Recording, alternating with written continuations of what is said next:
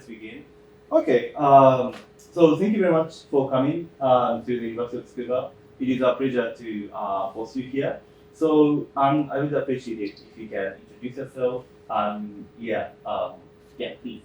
Thank you for inviting me. My name is Ann Allen, and I am a professor of educational policy in the Department of Educational Studies at The Ohio State University. My work has focused primarily on issues of representation and democratic governance in public education. And so I've looked at governance shifts and how those shifts change who's represented in school decision making. So for example, I started my work thinking about the shift to charter schools. So I'm that old, where charter schools really just starting to get, they were experimental. They were experimental in Michigan, in Ohio, in Arizona. They were very limited.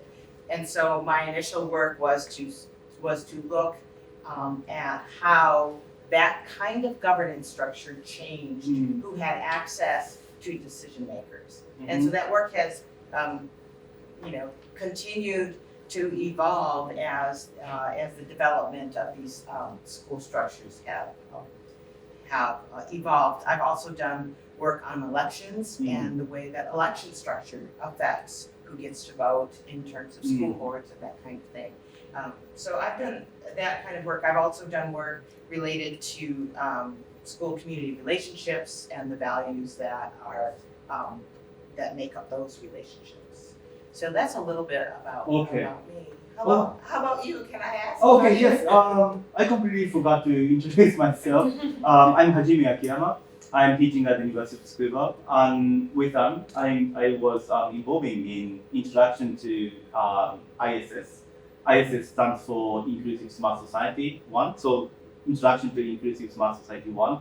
And it was really interesting opportunity for me to work with you, obviously not only with you, but also the OSU faculty members, because our experience at Tsukuba is really different from the experience that OSU faculty members have. That was really interesting opportunity for me. And actually related to your areas of research, you mentioned governance, and actually governance is really a big part of my research because I identify myself as a scholar of peace studies, but there are so many ways to approach the peace. And one way is to, like, my biggest discipline for now is constitutional law. So, well, Japanese constitutional law, US constitutional law, and many states have constitutional law. And actually, the way to approach constitutional law is really different. And maybe the Japanese people's approach to constitutional law and also the US people's approach to constitutional law can be really different. Because, well, I would say constitutional law is really important in Japan, but when we compare with the United States, I would say in the United States, many people who are not necessarily studying law sometimes refer to constitutional law, which is really kind of surprising for me because in Japan, well, obviously for the different reason actually, Japanese people may be aware of the constitutional law, but not necessarily as American people that do. So I think this is really interesting to compare that. And so constitutional law or international law. Also, I'm researching on international relations and international relations. And particularly, I'm working on statelessness. So people who do not have any nationality. So human rights situation of these people and how can we protect human rights of these people and these kind of things. Something that I'm doing. Thank you very much. So you mentioned our introduction before, like when we prepared for the course. And as you introduced yourself, you mentioned some keywords of your research areas such as representation, democratic governance, and education. And one interesting thing is that, well, no offense, but my area and your areas are kind of somewhat overlapping and somewhat different. Because when you say governance, I think this is absolutely my area. And one interesting point of your course and also our discussion, like the discussion with you, was that I'm basically looking at governance from governance perspective and maybe from the governance perspective. But like your approach to governance is related to education. And well, I think there are many different stakeholders in education, but still, one interesting thing is to think about the role of education, because I think depends on the state or the United States, Japan, and other states. We may have different kind of ideas to education, and I think this is really interesting. At the same time, this is a bit of difficulties of having this kind of initiative because, as I mentioned, well, in OSU and University of Tsukuba, we have different many systems and also different understanding on different things. And I offer a course in English. Well, we offer a course in English, but even if when we offer a course in English, this doesn't mean that I can just translate what I teach in Japanese to English. Right. The reason is that the basic assumption can be really different. So in this sense, this was really interesting. Especially we were discussing about how governance or the power of politics plays a role in education and kind of and also I was really interested in the different kind of governance model, centralization or decentralization, and we can of course compare. Like one really interesting but different point is that we can't say okay this should be better, right? Right. Because we can't say that well US is better so that Japan should introduce the US model because the history and culture and many things are really different. And maybe one really big difference between the United States and Japan is how the state is formed. So the United States, well, as far as I understood, the United States was based on the kind of people created the United States. Then the United States is something. But in case of Japan, well, who created Japan? This is really a philosophical question, I think. Because this is more related to the geography, maybe. But Japan is basically an island country. So that we often say that, well, maybe at the end of the 1800s, Japan tried to be a modern state. I think at that time, Japanese people were aware that Japan, but before that, not many people are really aware of it.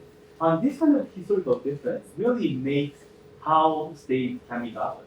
So in this sense, it's really difficult to say which one is better, but I think that this is really interesting to compare. It is really interesting, and we have a history of what we call democratic localism in the United States, and what that is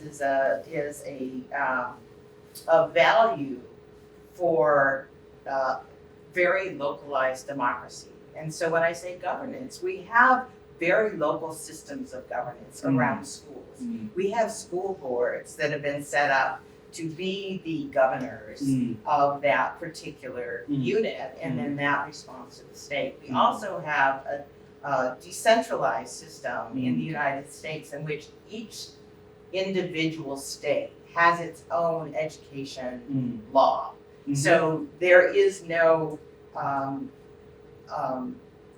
constitutional, at the federal level, constitutional mandate for education. That all sits with the 50 states. And so within those states, they're all a little bit different, right? And so they have their own laws and they have their own way of setting up the structures that govern, that establish how education is delivered, who gets that education, how teachers are trained, all of those kinds of laws that shape public education in a state sit at the state level. So in that way, it's much different, I think, than your system. Yeah, thank you very much. Democratic localism, this is really interesting concept because, well, I'm sure that in Japan there's a kind of similar concept as well because, well, when we talk about self-governance, especially, well, we have around 50 what we call prefectures,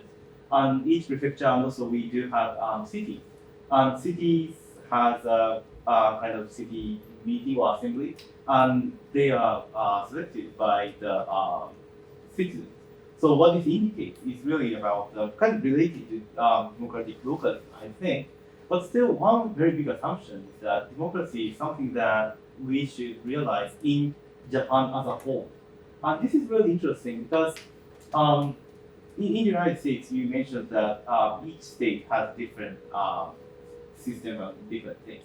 And I think one really interesting system is related to Senate, because in Senate you have two members or like several members from each state, right? So like basically one idea is that in Senate, not the House of Representatives, but in Senate, some people represent the state, right?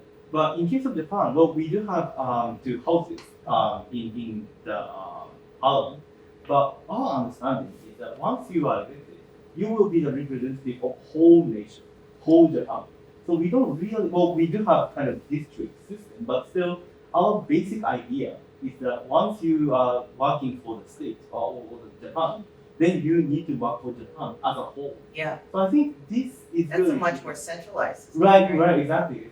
Then like of course there are many difficult issues, especially for northern part of Hokkaido or Okinawa, who are not necessarily the agenda in these cities or prefectures may not be necessarily discussed in central Tokyo alone.